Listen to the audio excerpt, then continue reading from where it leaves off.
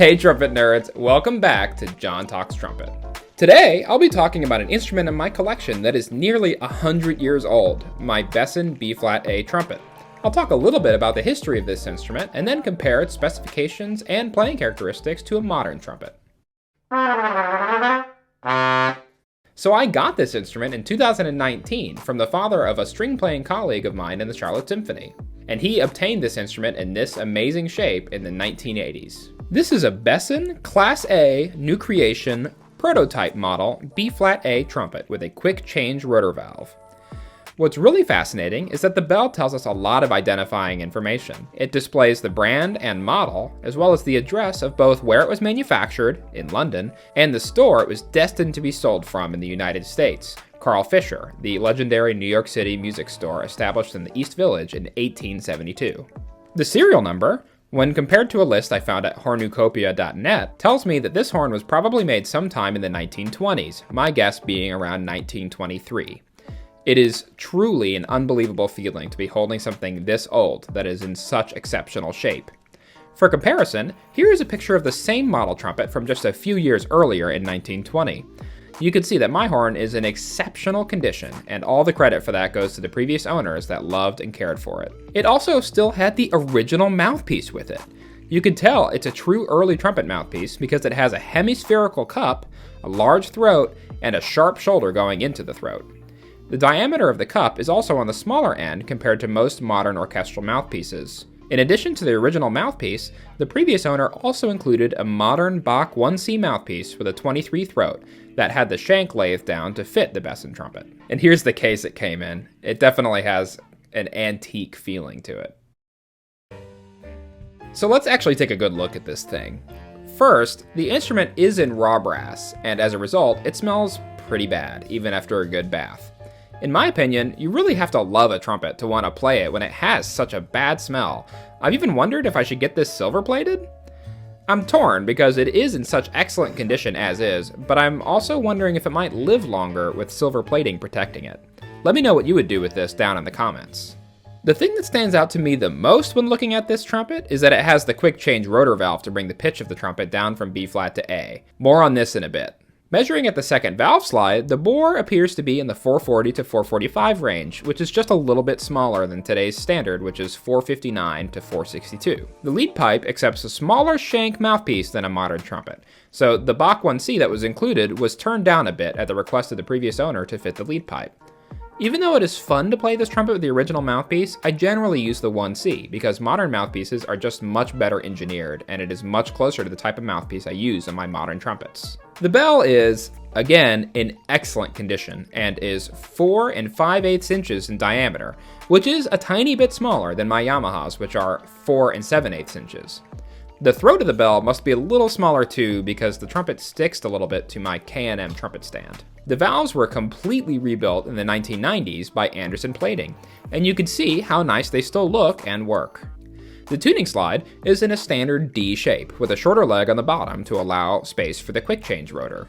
Finally, we have arrived at what is to me the most fascinating part of this trumpet, the quick change to A rotor valve. This method of changing the key of the trumpet is, in my opinion, far superior to the common alternatives of the day, either pulling the slides out quite a bit, which creates sudden bore size changes behind the legs of the slides, or using crooks, which were longer slides designed to be used with the same instrument, which can take a long time to switch out.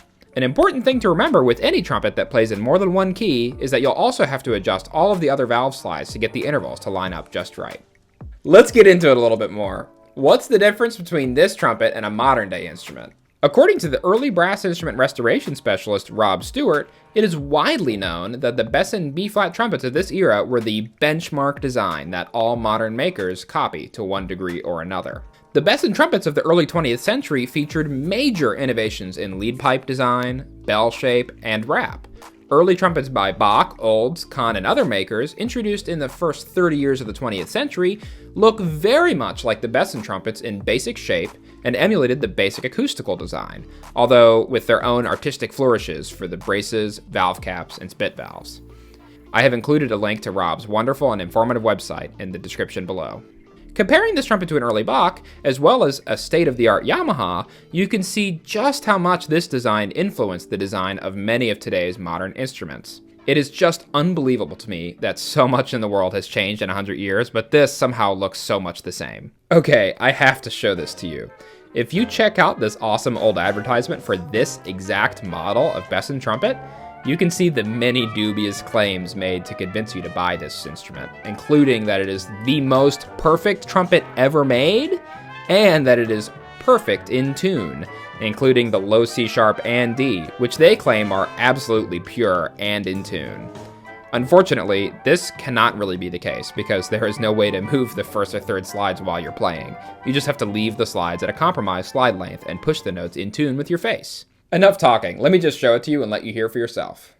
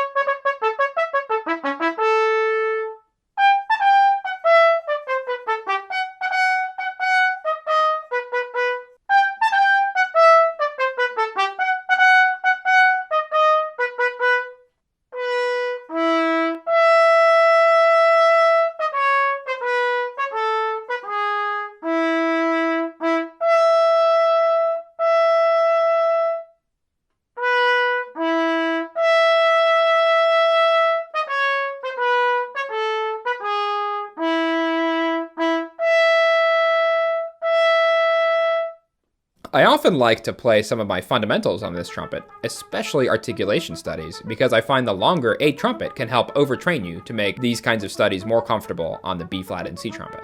As you might be able to tell, I really love playing this instrument. Thank you so much for joining me today for this episode of John Talks Trumpet. Like and subscribe if you want to see more nerdy trumpet content. New videos every Tuesday.